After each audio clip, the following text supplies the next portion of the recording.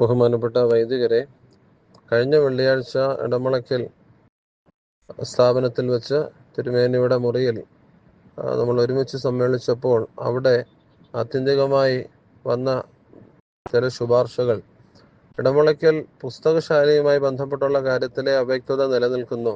ആ കാര്യത്തിൽ അച്ഛൻ ആരുടെയെങ്കിലും അച്ഛന്മാരുടെ സേവനമോ എങ്ങനെയായാലും അങ്ങനെയുള്ള കാര്യങ്ങൾ ക്രമീകരിച്ച് ഇത് എത്രയും പെട്ടെന്ന് പൂർത്തിയാക്കി കൗൺസിലെ വിളിച്ചു കൂട്ടാനുള്ള ക്രമീകരണം നടത്തേണ്ടതാണെന്ന് പറഞ്ഞു.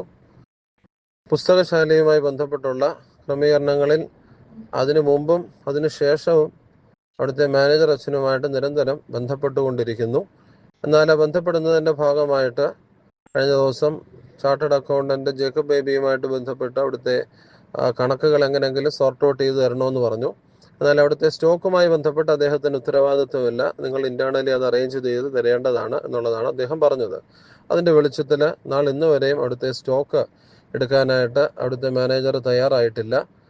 ഭദ്രാസന സെക്രട്ടറി എന്നുള്ള നിലയ്ക്ക് കൗൺസിൽ അംഗത്തെയും കൂട്ടി ആ കാര്യങ്ങൾ നോക്കുവാൻ തക്കവണ്ണം ഭദ്രാസന സെക്രട്ടറി വരുമെന്ന് അറിയിച്ചപ്പോൾ തിരുമേനയുടെ നിർദ്ദേശപ്രകാരം ആണ് അത്. അച്ഛൻ അതിനകത്ത് ഇടപെടേണ്ട കാര്യമില്ല, മാനേജർ തന്നെ അത് ക്രമീകരിച്ച് തരുമെന്ന് പറയുന്നു.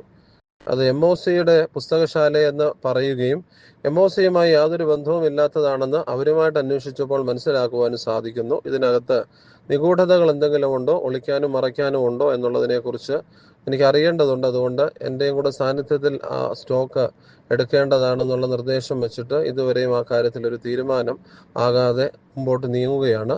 കണക്കുകൾ പ്രസന്റ് ചെയ്യാൻ ഇത് വേണോ എന്ന് നിങ്ങൾ ചോദിക്കരുത്. കാരണം ഇത് കഴിഞ്ഞ പ്രാവശ്യവും നമ്മൾ പറഞ്ഞിരിക്കുന്നതാണ്. ഇപ്രാവശ്യവും അത് ക്രമത്തിലായിട്ടില്ല. അത് ക്രമത്തിലാകാത്തതിൻ്റെ കാരണം കൗൺസിലിന് മനസ്സിലാക്കേണ്ടത് ആവശ്യമാണ്. അതുകൊണ്ട് പ്രിയപ്പെട്ട വൈദികരുടെ ശ്രദ്ധയിലേക്ക് അടുത്ത മീറ്റിംഗ് കൂടുന്നതിന് മുമ്പ് ഇങ്ങനെയുള്ള വസ്തുനിഷ്ഠമായിരിക്കുന്ന കാര്യങ്ങളും കൂടെ നിങ്ങൾ അറിയാൻ വേണ്ടിയാണ് ഈ ഒരു മെസ്സേജ് ഇതിനകത്ത് പോസ്റ്റ് ചെയ്യുന്നത്. ഞാൻ തോമസ് ടി വർഗീസ് കോറപ്പിസ്കോപ്പയാണ് സംസാരിക്കുന്നത്.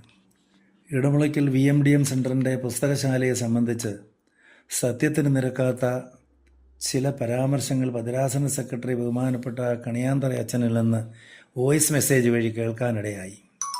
അതിൻ്റെ സത്യാവസ്ഥ എന്താണെന്ന് പറയാതിരിക്കാൻ പറ്റാത്തത് കൊണ്ട് പറയുകയാണ്.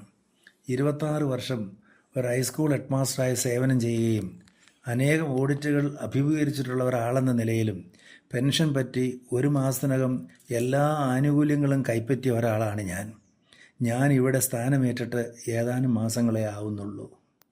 ഏതാണ്ട് 2 ആഴ്ചയ്ക്ക് മുമ്പ് പുസ്തകശാലയുടെ വരവ് ചെലവ് കണക്കുകൾ അരമനയിൽ ഹാജരാക്കണമെന്ന് പറഞ്ഞതനുസരിച്ച് കണക്കുകൾ അരമനയിൽ കൊടുത്തയച്ചു.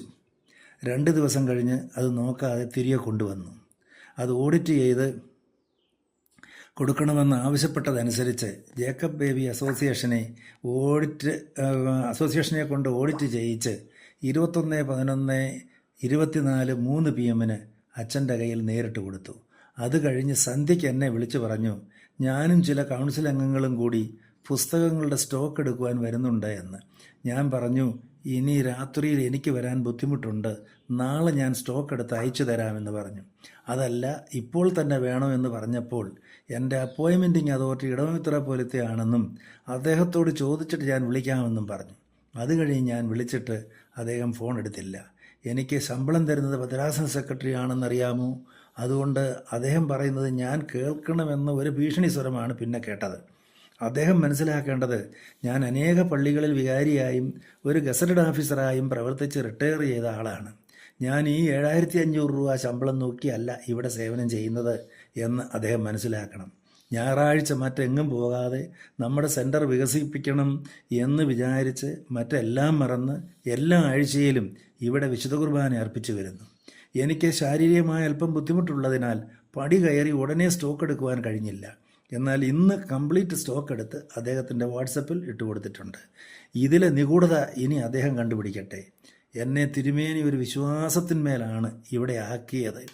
10 പുസ്തകങ്ങളും ഇത്തിരി കുന്തിരിക്കവും വിൽക്കുന്നിടത്ത് എന്ത് നിഗൂഢതയാണെന്ന് മനസ്സിലാകുന്നില്ല. സ്റ്റോക്ക് എടുത്തത് കൗൺസിൽ മെമ്പർ ജോബി ടി ലാലിൻ്റെ ഭാര്യാ സഹോദരനും കൂടി ചേർന്നാണ്. അതിനാൽ അനാവശ്യമായ പരാമർശങ്ങൾ ഒഴിവാക്കി ഭദ്രാസനത്തിൻ്റെ സുഗമമായ നടത്തിപ്പിന് വേണ്ടി പ്രവർത്തിക്കുകയും പ്രാർത്ഥിക്കുകയും ചെയ്യുന്നത് നല്ലതായിരിക്കും എന്ന് ഓർമ്മിപ്പിക്കുന്നു. ഓർമ്മിപ്പിക്കുന്നു.